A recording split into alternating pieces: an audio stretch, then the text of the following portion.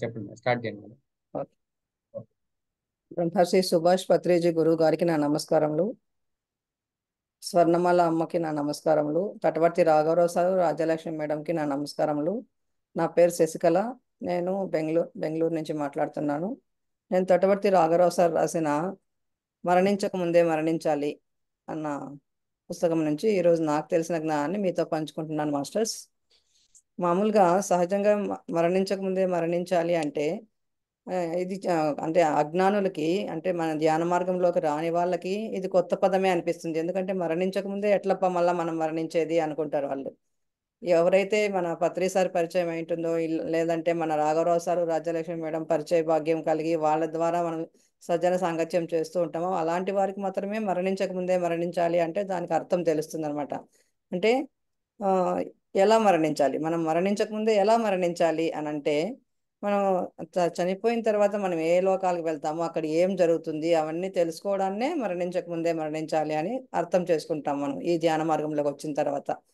అప్పుడు కొంతమంది ఈ చనిపోయే వరకు మాత్రమే చెప్తారు. పండితులైనా సరే ఇక్కడ ప్రాపంచికంలో పండితులు లేదా పూజారులు వాళ్ళు చనిపోతే, అంటే చనిపోయే వరకు, అంటే ఈ శరీరం తీసుకున్నప్పటి నుంచి, పుట్టినప్పటి నుంచి చనిపోయే వరకు మాత్రమే చెప్పగలుగుతారు. కానీ చనిపోయిన తర్వాత ఏం జరుగుతుందో ఎవరు చెప్పలేరు అనమాట. అంతవరకే తెలుసు వాళ్ళకి. ఆ తర్వాత ఏం జరుగుతుందో చెప్పలేరు.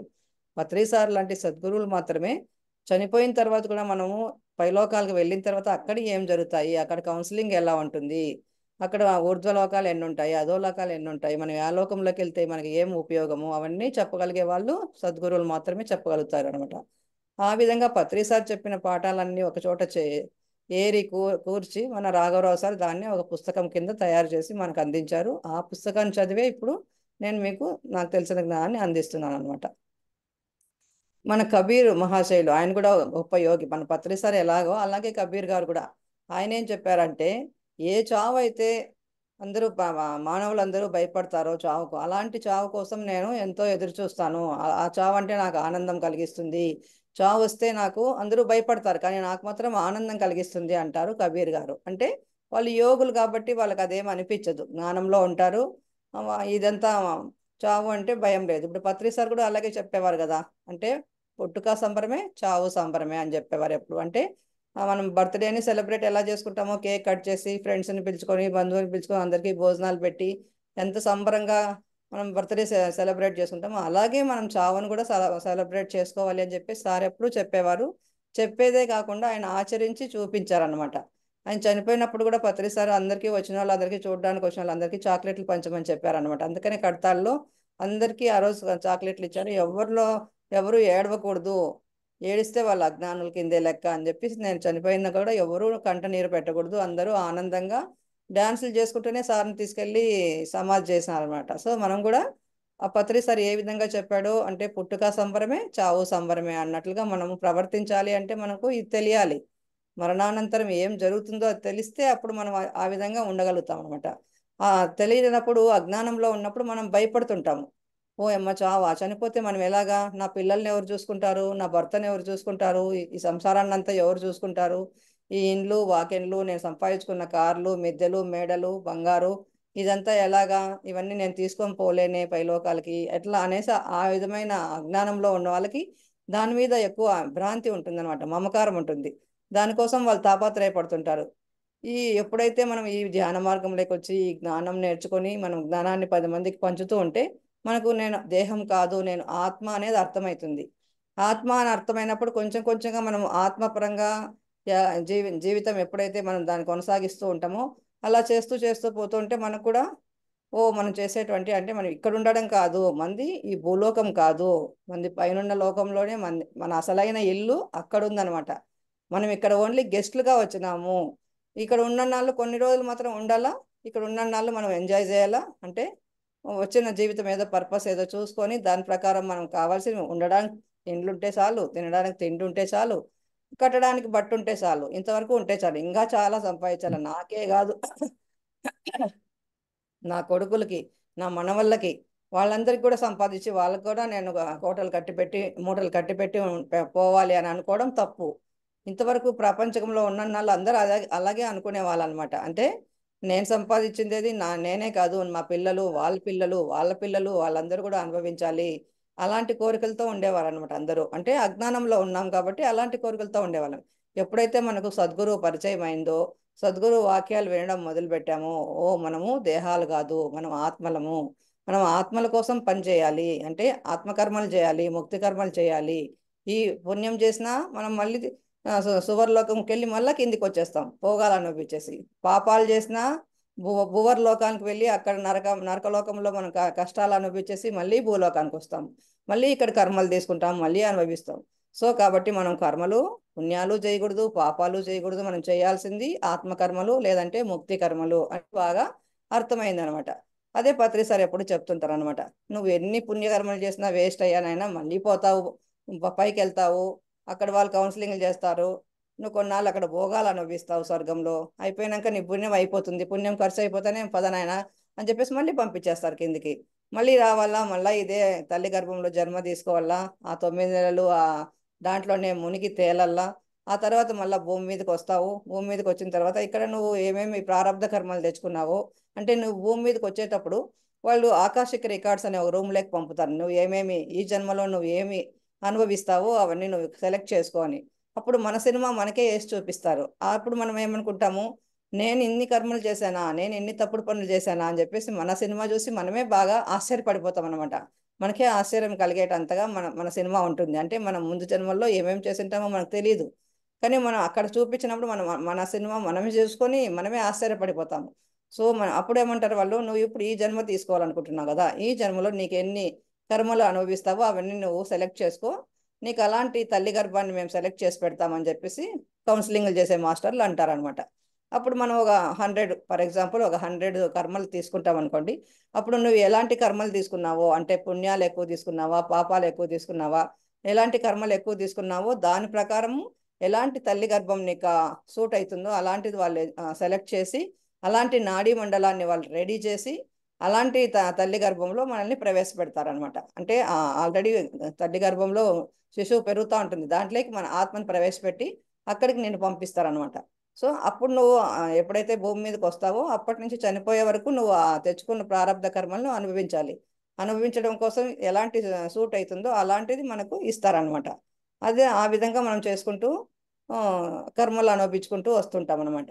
అది మనకు ఆ, ఎప్పుడు తెలిసింది, ఈ ధ్యాన మార్గంలోకి వచ్చిన తర్వాత పత్రి సారు, లేకపోతే రాఘవరావు సారు, రాజ్యలక్ష్మి మేడం వీళ్ళ సాంగత్యంలో ఉన్నప్పుడు వీళ్ళు చెప్తుంటే, ఓహో మనం ఇలాంటి కర్మలన్నీ మనమే తెచ్చుకున్నాము, you create your own reality అని చెప్పి పత్రి సార్ అంటారన్నమాట.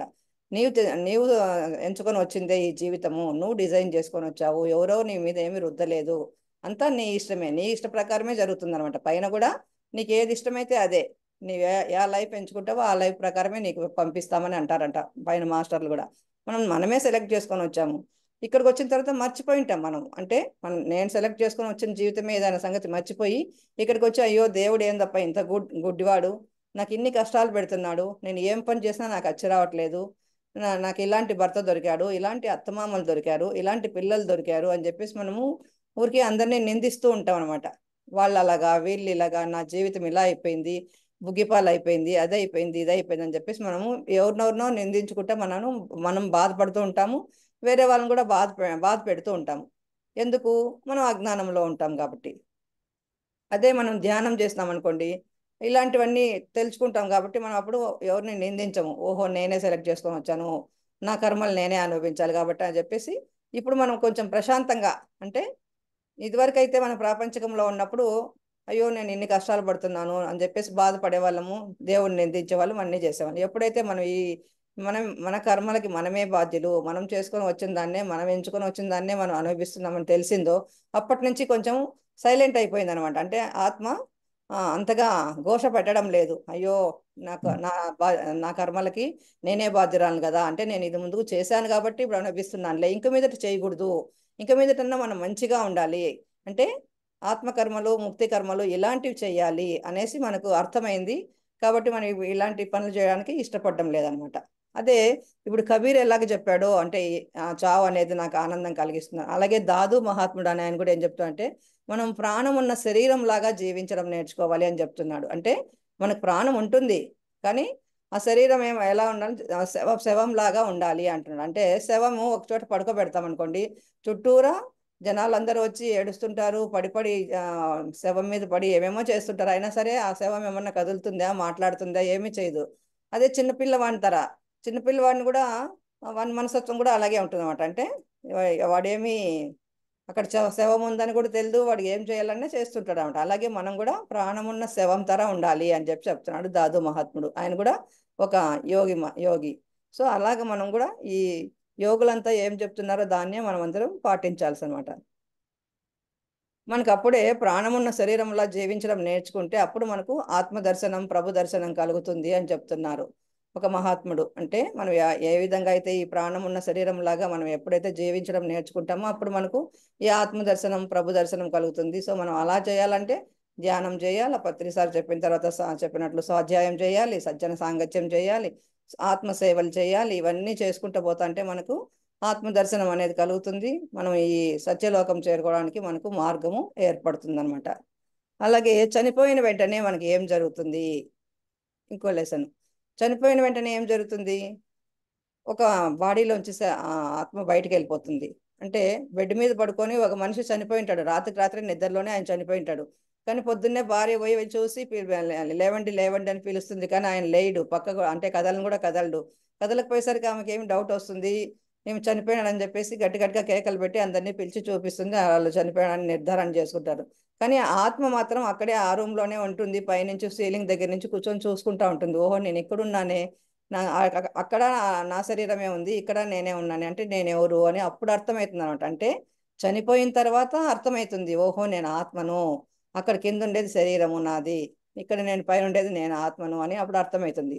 కానీ అందరూ బంధువులందరూ వస్తారు, అందరూ ఏడుస్తుంటారు. ఈ ఆత్మ పోయి అందరి దగ్గరికి పలకరిస్తూ ఉంటుంది, నేను ఉన్నాను, నేను చనిపోలేదు, నేను ఉన్నాను అని చెప్పేసి. కానీ ఎవరికి కనపడదు అనమాట. అది అది ఎంత ఘోష పెట్టుకున్నా ఎవరికి కనపడదు. అందరూ చూసి అందరూ ఏడుస్తుంటారు. తర్వాత మళ్ళీ బాడీని, డెడ్ బాడీని తీసుకెళ్ళి అక్కడ కాల్చడమో లేదా పోడ్చడమో చేస్తారు. అప్పుడు సహాయకులు వస్తారు. ఈ ఈ ఆత్మను పైకి తీసుకెళ్ళాలి కదా ఊర్ధ్వలోకాలకి, అందుకని సహాయకులు ఇద్దరు వచ్చి ఆత్మ దగ్గరికి వచ్చి అడుగుతారనమాట, నువ్వు చనిపోయినావు, నీ ఆత్మ మా జతలో నువ్వు కూడా పైకి వచ్చేసే, నేను తీసుకెళ్ళడానికి మేము ఇద్దరు వచ్చాము అని చెప్పి. అంటే నేను రాను, చూడు నా భార్య ఎలా ఏడుస్తుందో, నా పిల్లలు ఎలా ఏడుస్తున్నారో చూడు, నేను రాను, నేను సంపాదించింది అదంతా నేను ఎక్కడో పెట్టాను చూడు, ఎక్కడ పెట్టాను అనేది వాళ్ళకి తెలియదు, అది నేను చెప్పాలి, కాబట్టి నేను రాను అని మొరాయిస్తాడనమాట.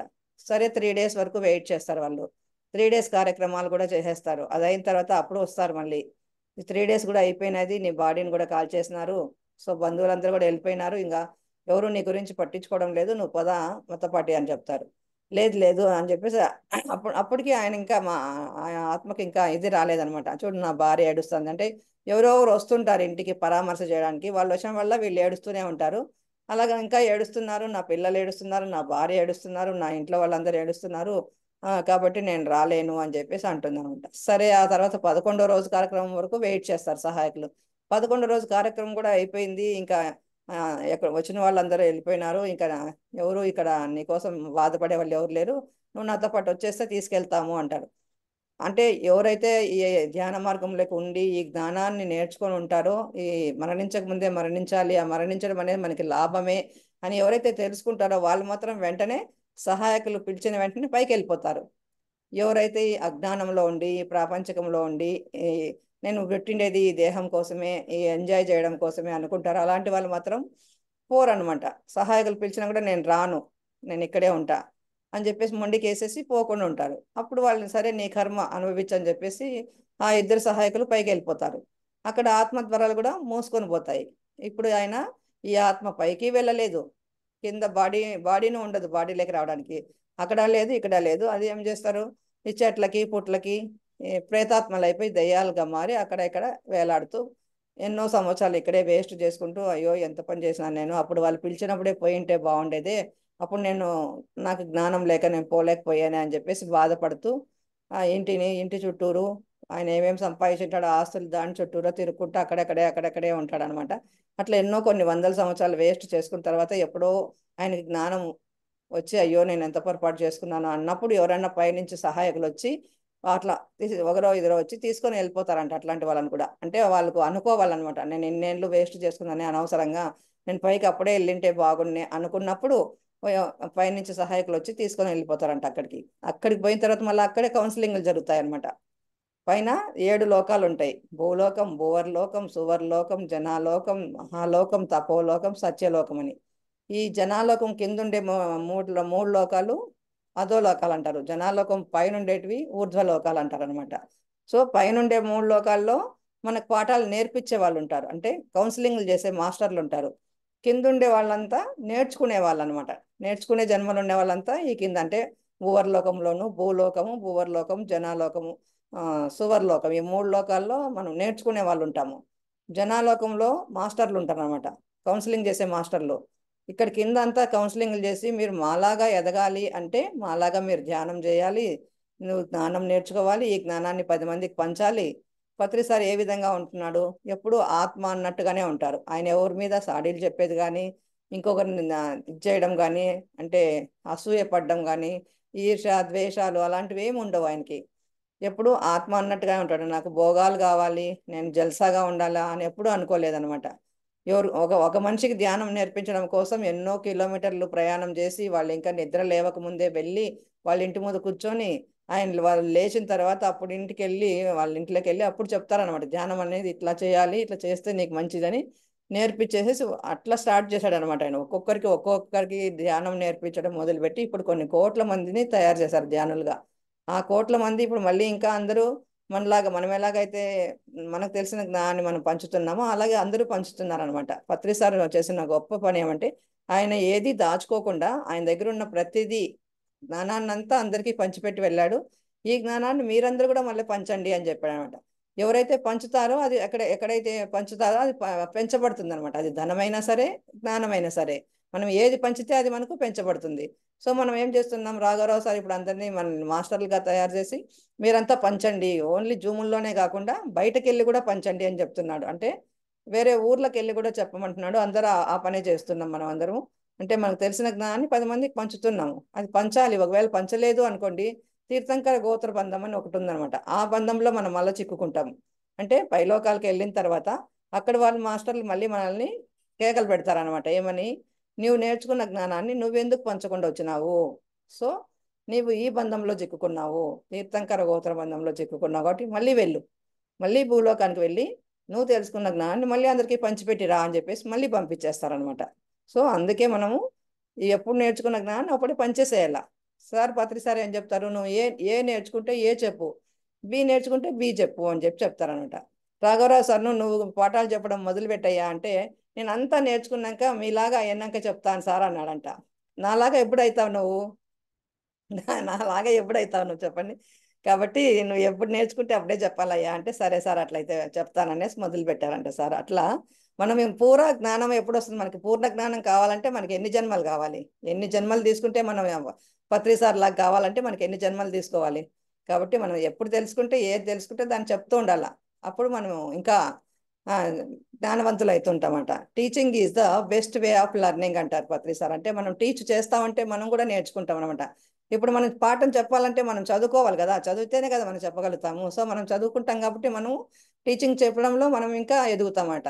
శిష్యుడు 10% ఎదిగితే గురువు 100% ఎదుగుతారనమాట. కాబట్టి మనము ఏవి ఎదగాలంటే ఇంకా మనం టీచింగ్ చేస్తేనే ఇంకా బాగా ఎదుగుతాం. చెప్పాలంటే శిష్యులుగా ఉండడం కంటే టీచింగ్ చేస్తుంటేనే ఇంకా ఎక్కువగా ఎదగలుగుతాం అనమాట. కాబట్టి మనము ఈ మనకు తెలిసిన జ్ఞానాన్ని అందరికీ 10 మందికి పంచాలి. ఎప్పుడు మనం ఎప్పుడు నేను అంటే నాకు తెలిసిన జ్ఞానాన్ని నేను ఎవరికి చెప్పను, నేను నాలోనే పెట్టుకుంటాను, నేను మాత్రం ఎదిగితే చాలు అనుకుంటే తప్పది. నెక్స్ట్, మరణించిన వారు దయ్యాలుగా ఎందుకుంటారు భూమి మీద అంటే, అదే మన గురువుగారు చెప్పినారు కదా, పిలిచిన వెంటనే సహాయకులు వెంటనే పోలేరు, పైకి పోరు, పోకోకుండా కిందనే ఉండేది చెప్పేసి ఎన్నాళ్ళని ఉంటారు. అలాగే కొన్ని సంవత్సరాలు వేస్ట్ చేసుకుంటుంటారు. ఆ వేస్ట్ చేసుకున్నప్పుడు అక్కడ బాడీను లేదు, ఇక్కడ ఆత్మద్వారాలు మూసుకొని పోయినాయి కాబట్టి వాళ్ళు భూమి మీద ప్రేతాత్మలుగా ఉంటారు. ప్రకాశం బ్యారేజ్ కృష్ణా నది మీద విజయవాడ కృష్ణా నది మీద ప్రకాశం బ్యారేజ్ అట్లాంటివి ఉన్నాయి కదా వంతెనలు. ఆ వంతెనలకు అందరికి ఇట్లా కాలు చేసుకొని కూర్చొని ఉంటారంట ఈ దెయ్యాలన్నీ. మన పత్రి సార్ లాంటి వాళ్ళకి 3వ కన్ను ఉంటుంది కాబట్టి ఆ 3వ కన్ను ఉన్న వాళ్ళకి కనపడతాయంట ఇవన్నీ. దయ్యాలంతా కూర్చొని ఉండేదన్నమాట. సో అది మీకు ఎవరికైనా కూడా ఇలాంటి మూడో కన్ను ఉంటే మీరు అక్కడ చూడొచ్చు అని చెప్పి చెప్పడం జరిగింది పత్రి సార్. పాపాలు చేసేవారు భూవర్లోకంలో ఉంటారనమాట. భూవర్లోకానికి పంపిస్తారు. అక్కడ భూవర్లోకంలో వాళ్ళకి అక్కడ శిక్షలు అనుభవించేది అయిపోయిన తర్వాత మళ్ళీ వాళ్ళు అడుగుతారంట, మేము మళ్ళీ భూలోకానికి వెళ్ళాలి, మేము ఏం చేయాలి అంటే అప్పుడు మళ్ళీ మీకు ఎలాంటి జన్మ కావాలో అలాంటివి తీసుకోమని చెప్పేసి మనకి మళ్ళీ ఆకాశిక రికార్డ్స్ పంపించేస్తారు. అక్కడి నుంచి మళ్ళీ మనం జన్మ తీసుకుంటాము. మళ్ళీ ఇక్కడ వచ్చిన తర్వాత మళ్ళీ వాళ్ళు ఏమనుకుంటారు, మేము సాధన చేస్తాము, బాగా జ్ఞానం నేర్చుకుంటాం, మీలాగా మేము తయారవుతామని చెప్తారంట ఆ మాస్టర్లు. మాలాగా మీరు తయారు కావాలంటే మాలాగా మేము చేసిన సేవలన్నీ మీరు చేయాలి అంటే మేము ధ్యానం చేశాము, ఈ జ్ఞానం నేర్చుకున్నాము, జ్ఞానాన్ని 10 మందికి పంచినాము, సేవలు చేసినాము, ఇవన్నీ మేము చేసినాము, స్వాధ్యాయం చేశాము, సజ్జన సాంగత్యాలు చేసాము, ఇవన్నీ మేము చేశామంటే మేము కూడా చేస్తాము, నాకు కూడా మళ్ళీ అలాంటి జన్మ కావాలి, మీరు అలాంటి జన్మ నాకు ఇవ్వండి అని వీళ్ళు అడుగుతారు పాపాత్ములు. సరే ఓకే అని చెప్పేసి వాళ్ళు పంపిస్తారు. ఇక్కడ వచ్చిన తర్వాత మళ్ళీ మర్చిపోతారు. అంటే వాళ్ళ ప్రారంధ కర్మలు అలాంటివి తెచ్చుకుంటారు కాబట్టి మళ్ళీ మర్చిపోయి మళ్ళీ అదే పునరపి జననం పునరపి మరణం అనేసి అదే చక్రంలో మునిగి తేలుతూ ఉంటారు, దాంట్లోనే పడి దొర్లుతూ ఉంటారు అనమాట. వాళ్ళు మళ్ళీ ఇంకొక మెట్టు ఎక్కాలి. ఇప్పుడు మనం బోర్ లోకంలోకి వచ్చినాం, నెక్స్ట్ సువర్ లోకానికి వెళ్ళాలి, అక్కడి నుంచి మళ్ళీ జనాలోకానికి వెళ్ళాలి, అక్కడి నుంచి మళ్ళీ మహాలోకానికి వెళ్ళాలి, తపోలోకానికి వెళ్ళాలి. ఇట్లా మనం ఒక్కొక్క మెట్టు పైకి ఎక్కుకుంటూ వెళ్ళాలని ఆలోచన ఉండాలన్నమాట. ఈ ధ్యానం చేసే వాళ్ళకి ఇప్పుడు మనం ఈ ప్రతిదీ ఒక మెట్టు నుంచి ఇంకో మెట్టుకి ఎక్కాలంటే మనము సార్ వాళ్ళు చెప్పిన ప్రతిదీ బాగా పాటించాలన్నమాట. వాళ్ళు చెప్తున్నారు కదా, ఆహార విషయాలు కానీ, లేకపోతే పొద్దున్న లేచి 4 గంటలకే స్నానం చేసి కూర్చోవడం కానీ, ఆయన ఏమేమి కార్యక్రమాలు చెప్తున్నారో మీరు ఓన్లీ 1 గంట సేపు స్నానం చేసి లింగు లింగు అని చేసే ధ్యానాలకి ఏమీ తుప్పు కూడా తెగవు అని చెప్తారు కదా. అంటే మనం చేసే అర్ధగంట 10 నిమిషాలు ధ్యానం చేసి నేను ఓహో నేను చాలా ధ్యానం చేసేస్తున్నాను పని, నేను ఇన్నేళ్ళ నుంచి ధ్యానం చేస్తున్నాను అని చెప్పుకుంటారు, అంతా డబ్బా కొట్టుకుంటారు, అదేం ప్రయోజనం లేదు. భీమవరంలో చేసే సాధనే చాలా బాగా తీవ్రమైన ధ్యాన సాధన చేపిస్తారు. రోజుకు 8 గంటలు 9 గంటలు చేపిస్తారు కాబట్టి అక్కడ ధ్యానం చేస్తేనే మనకు, అలాంటి ధ్యానాలు చేస్తేనే మనం ఏదైనా సాధించగలుగుతాము. అలా చేయాలంటే మనము ఎవ్రీ మంత్ భీమవరం వెళ్ళాలి, వెళ్తేనే మనం అది సాధించగలుగుతాం. మనం దాని మీద పట్టు, ధ్యానం మీద పట్టు సాధించాలంటే కంపల్సరీ భీమవరం వెళ్ళాల్సిందే. జ్ఞానం మీద పట్టు రావాలంటే ప్రతిరోజు జూమ్లో జాయిన్ అవ్వాల్సిందే. మార్నింగ్ జూమ్లో జాయిన్ అయితేనే మనకు జ్ఞానం వస్తుంది. ఆ ధ్యానం మీద పట్టు కావాలంటే భీమవరం వెళ్ళాల్సిందే. అదంతా మనం అందరం చేస్తూనే ఉన్నాము కాబట్టి గురువు గారు చెప్పినట్లు మనము అవన్నీ ఫాలో చేస్తున్నాం. నేర్చుకునే జన్మలు, నేర్పించే జన్మలు. జనాలోకం కింద ఉండేటివన్నీ అంటే భూలోకం, భూవర్లోకం, సువర్లోకం, ఈ మూడులో కింద ఉండే వాళ్ళంతా నేర్చుకుంటారనమాట. దాని పైన ఉంటాయి కదా, అంటే మహాలోకము, తపోలోకం, సత్యలోకం, ఈ పైన ఉండే 3 లోకాల్లో ఉండే వాళ్ళు నేర్పించే వాళ్ళు, అంటే వాళ్ళు మాస్టర్స్, కౌన్సిలింగ్లు చేసేవాళ్ళు అనమాట. పైకి వెళ్ళిన వాళ్ళందరినీ కౌన్సిలింగ్లు చేస్తుంటారు. ఇప్పుడు అజ్ఞానంలో ఉన్న వాళ్ళు, ప్రాపంచికంలో ఉన్న వాళ్ళు చనిపోయినారు అనుకోండి, పితృదేవతలు వస్తారు తీసుకొని పోవడానికి వాళ్ళని. అదే మనలాంటి జ్ఞానులు, యోగులు, ధ్యానం నేర్చుకున్న వాళ్ళు చనిపోతే యోగులు వస్తారనమాట తీసుకొని వెళ్ళడానికి. సో మనము ఎప్పుడు ఈ గురువుగారు చెప్పిన తర్వాత చెప్పినట్లు ధ్యానాన్నే, అది కూడా సరి అయిన ధ్యానమే చేయాల. ఈ గైడింగ్ మెడిటేషన్ చేస్తే ఏం ప్రయోజనం లేదు. గైడింగ్ మెడిటేషన్ చేయడం అంటే వాళ్ళు చెప్తూ ఉంటారు, మనం వింటూ ఉంటాము, మనకి ఇక్కడ ఆ మనసు పనిచేస్తూ ఉంటుంది అనమాట. ఈ మనసు పనిచేస్తుంటే మనకి ఈ ఆత్మస్థితి రాదు. ఆ రానప్పుడు మనకు శక్తి రాదు. శక్తి రాకపోతే మనకు కాస్మిక్ ఎనర్జీ మన బాడీలోకి ప్రవేశం జరగదు. ఎప్పుడైతే కాస్మిక్ ఎనర్జీ మన బాడీలోకి రాదో మన బాడీలో మన నాడీ మండల శుద్ధి అనేది జరగదు. ఆ శుద్ధి జరగకపోతే మనము శక్తివంతులం కాలేము. కాకపోతే మనం అప్పుడు కానప్పుడు మనం ఏమి దాని నుంచి నాలెడ్జ్ పొందలేము. మనం శక్తి లేనప్పుడు మనము ఈ ఇంకొక లోకానికి, అంటే మనము ప్రమోషన్ కావాలంటే మనం అన్ని సక్రమంగా సాధించాలి కదా. అప్పుడు ఎక్కడ మనం ఫస్ట్ స్టెప్లోనే రాంగ్ అయిపోతున్నాం అనమాట. మనసు దగ్గరే రాంగ్ అయిపోతున్నాం ఈ గైడింగ్ మెడిటేషన్ వల్ల, ఈ సంకల్ప ధ్యానాల వల్ల, కర్మ విపాక ధ్యానాలు, నైట్ తెల్లవార్లు మేల్కొని చేస్తారు గుడాకేశ ధ్యానాలు, ఇలాంటి వాటి వల్ల మనం రాంగ్ స్టెప్ వేసేస్తున్నాం అనమాట. సరి అయిన ధ్యానం చేయడం లే. పత్రిసారి ఏం చెప్పాడు, సరి అయిన ధ్యానాన్ని చేయమన్నాడు. ఆయన చెప్పిన 18 ఆదర్శ సూత్రాల్లో ఫస్ట్ వన్ సరి అయిన ధ్యానం చేయండి, మీరు చేసేదే కాక అందరితో చేపించండి అని కూడా చెప్పాడు అనమాట. మనం చేసేది సరి అయిన ధ్యానమే చేయాలి, అందరితో కూడా సరి అయిన ధ్యానమే చేపించాలి అని చెప్పాడు. సో మనం సరి అయిన ధ్యానం అంటే ఏది, పత్రి గారు చెప్పిన శ్వాస మీద ధ్యాస. ఇది బుద్ధ భగవానుల వారు 5.5 సంవత్సరాలుగా ఆయన కష్టపడి అందరి గురువుల దగ్గరికి వెళ్ళి ఆయన రీసెర్చ్ చేసి ఆయన కనుక్కున్నారనమాట. ఆనాపాన సతి అనేది అంటే ఉచ్ఛ్వాస నిశ్వాసాల మీద ఆయన గమనం పెట్టారు. ఆయన దీని నుంచి ఎన్లైటన్మెంట్ అయ్యారు. ఆయన జన్మలు చూసుకున్నారు, వేరే వాళ్ళ జన్మలు చూశారు. తర్వాత అంతా ఆ, ఆ జ్ఞానోదయం అయింది. ఆయనకి అయిన తర్వాత ప్రపంచానికి చెప్పడానికి ఊరూరు తిరిగి ఆయనకు తెలిసిన జ్ఞానం అంతా పంచుతూ ఉన్నారు. ఇదే పత్రి సార్ కూడా బుద్ధ భగవాన్ వారు ఏం చేశారో దాన్నే మనకు కూడా చెప్తున్నారు అనమాట. అంటే మనం ఎంత అదృష్టవంతులం అనుకోవాలి. ఇలాంటి సద్గురువుల దగ్గర మనము ఆ భాగ్యం కలిగింది. అలాంటి సద్గురువుల జతలో మనం తిరిగాము. ఆయనతోటి ఏ, ఆయన వడ్డిస్తే, ఆయన భోజనం వడ్డిస్తే తిన్నాము. ఆయన ఆరాల్లో కూర్చున్నాము. ఆయన ఫ్లూట్ వాయిస్తే మనం ఆయన జతలో కూర్చొని మనం మెడిటేషన్ చేశాము. అంత సద్గురువు జతలో మనం మాట్లాడగలిగాము. అంత సద్గురువు దగ్గర ఉండగలిగినాము. ఆయనతో ఆయన సమకాలంలో ఉన్నామంటేనే చాలండి మనం ఎంతో అదృష్టం చేసినట్టు. పత్రి సారే ఒక చోట మీటింగ్ లో చెప్పడం జరిగింది. నా చిటికెన వేలు పట్టుకోవాలంటే మీరు 3 జన్మల్లో ధ్యానం చేసింటేనే నా చిటికెన వేలు పట్టుకునే అర్హత మీకు వస్తుంది అని. సో కాబట్టి మనం ఎంత అదృష్టవంతులు. ఆయన్ని నేను 13 సంవత్సరాలుగా, అంటే 2010లో నేను ఈ ధ్యాన మార్గంలోకి వచ్చాను. అప్పటి నుంచి సార్ బాడీ వెకేట్ చేసేంత వరకు జతలోనే ఉన్నామన్నమాట. బెంగళూరుకి ఎప్పుడు వచ్చినా కూడా పిరమిడ్ వ్యాలీకి అప్పుడంతా మేము వెళ్ళే వాళ్ళం, సార్ని కలిసే వాళ్ళం, మీట్ అయ్యే వాళ్ళం. లాస్ట్ లే లడక్ కూడా వెళ్ళాను సార్తో పాటు. సో అంతవరకు మేము పత్రి సార్ సాంగత్యంలో ఉండగలిగామంటే మేము చాలా చాలా అదృష్టవంతులు అని నేను ఎప్పుడు భావిస్తుంటాను. అంటే నా ఉద్దేశంలో పత్రి సార్ అంటే ఒక తల్లి, ఒక తండ్రి, ఒక గురువు, దైవము అన్నీ ఆయనే నాకు అన్నట్టు నా భావన అనమాట. అంత పెద్ద సద్గురువుతో మనం ఉన్నాము, నాకు ఈ జన్మకి ఇది చాలు అన్నట్టుగా నేను ఎప్పుడు ఆనందంగా ఫీల్ అవుతుంటాను అనమాట. అంత గురువు గారు చెప్పిన దాన్ని మనము ఫాలో చేసి తీరాలన్నమాట. అంటే మనకు ఈ తమో గుణంలో ఒక 100 నుంచి 150 జన్మలు తీసుకుంటాము. తమో గుణము అంటే ఎప్పుడు చూసినా కానా పీనా సోనాలకే ఎక్కువగా ఇంపార్టెన్స్ ఇవ్వడం అనమాట. అంటే కుంభకర్ణుడు లాగా తినడము పడుకోవడం ఇంత తప్ప వేరే ఏం ఉండదన్నమాట. దేహభ్రాంతి ఎక్కువ ఉంటుంది అనమాట జనాలకి. అంటే మనం బాగా కడుపు నిండా తిన్నామా, ఈరోజు చికెన్ తిన్నాము, రేపు మటన్ తిందాము, మర్నాడు ఇంకోటి ఏదైనా చేసుకొని తిందాం అంటే ఈ తిండి మీదే ధ్యాస తప్పితే ఇంకా వేరే ఏం ఉండదు అనమాట. అలాంటి జన్మలు 100 నుంచి 150 జన్మలు తీసేసుకుంటాం. అట్లా 150 జన్మలు అలాగే గడిచిపోతాయి తమో గుణంలోనే. తర్వాత మళ్ళీ రజోగుణంలో 100 నుంచి 150 జన్మలు తీసేసుకుంటాం. అంటే రావణాసురుడు లాగా ఎప్పుడు చూసినా నాదే కరెక్టు, నేను చెప్పిందే రైటు, నా కిందే మీరంతా ఉండాలి, నేనే మీ అందరికంటే హెడ్ అన్నట్టు, నాకు తెలిసిందే కరెక్టు, నేను చెప్పిందే మీరు వినాలి, ఇంకొకరిది ఆశించడం అనమాట. అట్లాంటి గుణం ఉంటుంది రావణాసుడికి ఉంటుంది అనమాట. అందుకే రావణాసుడిని రజోగుణానికి ఎగ్జాంపుల్గా తీసుకుంటాం. అలాంటి దాంట్లో మనం 100 నుంచి 150 జన్మలు రజోగుణంలో గడిపేస్తాం. ఆ తర్వాత సాత్వికంలోకి వస్తాం. సాత్వికంలోకి వచ్చిన తర్వాత మనకి ఇలాంటి గురువు కావాలని వెతుకుతాం అనమాట. ఎప్పుడైతే మనం 350 జన్మలు దాటుతామో అప్పుడు మనకు సద్గురువు కోసం వెతుకుతాం అనమాట. అలాంటి టైంలో మనకు పత్రి సారు, రాఘవరావు సారు, రాజ్యలక్ష్మి అమ్మ ఇలాంటి వాళ్ళు దొరుకుతారు అనమాట. అందుకే రాఘవరావు సార్ ఎప్పుడు అంటుంటారు జూమ్లో, నా దగ్గరికి మీరందరూ వచ్చారు అంటే మీరందరూ 350 జన్మలు దాటిన వారే. 350 నుంచి 400 లోపల ఉన్నవారు మాత్రమే భీమవరం రాగలుగుతారు అని చెప్తుంటారు. అంటే ఆ టైంలోనే మనకు సద్గురు కావాలి, సద్గురు సాంగత్యం చేయాలి అనిపిస్తుందంట. చాలా మంది మిగిలిన వాళ్ళని ఎంత చెప్పినా వాళ్ళు ఎందుకు రావడం లేదంటే వాళ్ళకి ఇంకా అన్ని జన్మలు కాలేదని మనకి ఇప్పుడు అర్థమవుతుంది అనమాట. మనమే ఎందుకు వెళ్తున్నాం భీమవరం అంటే మనం అందరం 350 దాటాము కాబట్టి మనం వెళ్ళగలుగుతున్నాం అనమాట. ఈ 350 జన్మల్లోనూ మనం ఏం చేసుకున్నాము?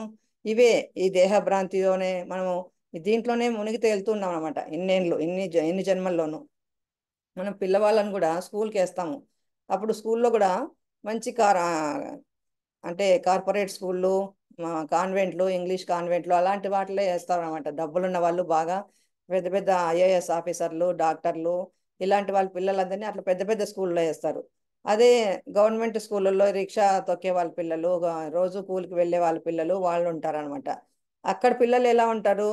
వాళ్ళంతా ఈ స్టడీస్ అయిపోయిన తర్వాత మనం నెక్స్ట్ ఫారిన్కి వెళ్దామా, అక్కడ ఎంఎస్ చేద్దామా, అక్కడ ఎలా అని చెప్పేసి వాళ్ళ థింకింగే వేరే ఉంటుంది అనమాట. హై లెవెల్ థింకింగ్ ఉంటుంది ఆ పిల్లలకి.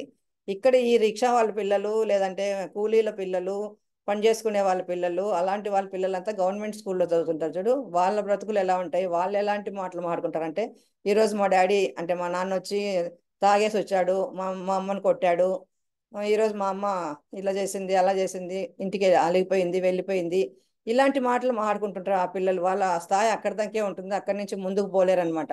అక్కడే వాళ్ళ స్థాయి ఎంతవరకు ఈ ఈ విషయమే. అంటే మా డాడీ తాగుతున్నాడు కాబట్టి నేను కూడా తాగాలి, మా డాడీ సిగరెట్ తాగుతున్నాడు నేను సిగరెట్ తాగాలి, ఆయన మందు తాగుతున్నాడు నేను కూడా మందు తాగాలి, ఇక్కడ దాకానే వాళ్ళ లెవెల్ థింకింగ్ అక్కడ దాకే ఉంటుంది అనమాట ఆ పిల్లలది. అందుకనే ఎప్పుడు మనం ఆ అట్లనే ఎగ్జాంపుల్ గా మనకి జనాలోకం గురించి చెప్పారనమాట. జనాలోకం కింద ఉండే వాళ్ళంతా ఇలా రిక్షా వాళ్ళ పిల్లలు ఈ కూలి చేసుకునే వాళ్ళ పిల్లలు ఇలాంటి వాళ్ళ ఉంటారు చూడు, అలాంటి స్టేజ్ అన్నమాట. అదే మనం ఇంకా బాగా మంచి హై లెవెల్ కార్పొరేషన్ స్కూళ్ళల్లో ఈ కాన్వెంట్లలో చదివే పిల్లలు అన్నారు చూడు, అలాంటి వాళ్ళు ఈ తపోలోకము మహాలోకంలో ఉండేవాళ్ళు అనమాట. అలాగా మనము ఈ పై జన్మల్లోకి వెళ్ళాలి అంటే మనం ఇవన్నీ సాధించగలగాలన్నమాట. అంటే ఈ చిన్న స్కూళ్ళల్లో ఈ గవర్నమెంట్ స్కూల్లో వేస్తే మనకి ఎలాగైతే ఈ ఇలాంటి థింకింగ్ ఉంటుందో అలాంటిది ఉండకూడదు. అంటే ఉండకూడదు అంటే మనం ఏం చేయాలి, మంచి స్కూల్లో వేయాలి. మంచి స్కూల్లో వేయాలంటే మనకి ధ్యాన మార్గంలో బాగా ఇంప్రూవ్మెంట్ ఉండాల. ఇంప్రూవ్మెంట్ అంటే రావడాలంటే మనం ఏం చేయాలి, ఈ ధ్యానాన్ని బాగా అంటే సరి అయిన ధ్యాన సాధన చేయాలి. మంచిగా మంచి అంటే రాఘవరావు సారు పత్రి సారు రాసిన ఆ, ఆధ్యాత్మికమైన పుస్తకాలు చదవాలి. దాన్ని చదివిన దాన్ని మనం అర్థం చేసుకొని మనం మళ్ళీ 10 మందికి పంచాలి. వాళ్ళని కూడా ధ్యానులుగా తయారు చేయాలి. మంచి ముక్తి కర్మలు ఆత్మకర్మలు చేయాలి, సేవలు చేయాలి. ఇప్పుడు మనం భీమవరంకి వెళ్తే మనకు అర్థమవుతుంది సారు వాళ్ళు ఎంత కష్టపడుతున్నారు, ఎంత సేవలు చేస్తున్నారు, ఎన్ని చేస్తున్నారు. అలాగే మనం కూడా చేయాలని చెప్పేసి అర్థమవుతుంది. అలా చేస్తుంటే మనం కూడా ఈ ధ్యాన మార్గంలో అంటే ఒక్కొక్క మెట్టు ఎక్కుతుంటాము.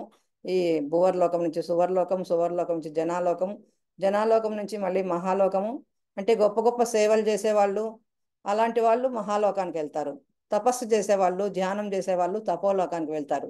అలా కాకుండా పత్రిసారి చెప్పినట్లుగా నేను దేహం కాదు నేను ఆత్మను అనే అనే భావంతో ఉండి ఆత్మ కోసమే చేసే పనులు ఎక్కువగా చేస్తూ ఉండి, అంటే పత్రిసారి చెప్పిన అన్ని పనులు అంటే మంచిగా ధ్యానం చేయడము, ఆ, మంచి స్వాధ్యాయం చేయడము, సజ్జన సాంగత్యాలు చేయడము, సేవలు చేయడము, ఇవన్నీ చేసేవాడు.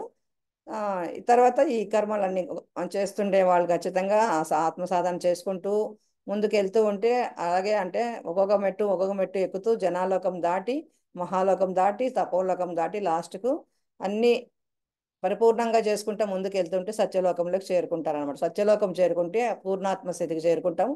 తర్వాత మనకు జన్మ ఉండదు, అక్కడ మోక్షం సిద్ధిస్తుంది. మోక్షం దొరికిన తర్వాత మనం మళ్ళీ ఇంక భూలోకానికి వచ్చే అవసరం ఉండదు. ఆ, ఇది మరణానంతర జీవితం గురించి పత్రి సార్ మనకి ఇచ్చిన వివరణ అండి. Okay, thank you, thank you, thank you. 1 minute sir.